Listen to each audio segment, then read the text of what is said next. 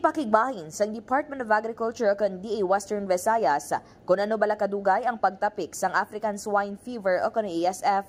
Angot diri nagadugay ini sang 105 ka adlaw sa ginili nga karne, may tulan man o kun wala. 30 naman ka adlaw sa ginpaasuhan kag ginkaksan sang tulan, 300 ka adlaw sa ginbulag nga karne, kag 1,000 naman ka adlaw sa frozen nga karne sini. Dugang pa 182 ka adlaw naman sa ginasinan nga karne, 110 ka adlaw sa ginpalamig, 105 ka adlaw sa mga unod, 300 ka adlaw sa panit o kun tambok sini. Samtang isa naman ka bulan sa contaminated nga babuyan, 1 ka bulan sa frozen nga dugo sang baboy, 15 ka simana sa daan nga dugo, kag 11 ka adlaw naman sa higko sang kontaminado nga baboy.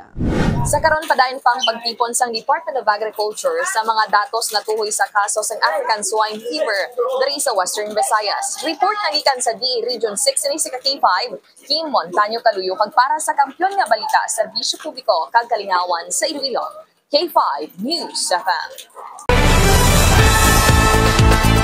Ang ining balita ang ginadulong sa inyo sang DTX Coffee Mix. Himo sa natural nga sangka pareho sang amarkuso, chia seeds, sugared cane extract powder. DTX Coffee Mix. Nakakapi ka na, naka-detox ka pa. DTX Coffee Mix. Mabakal sa mga butika.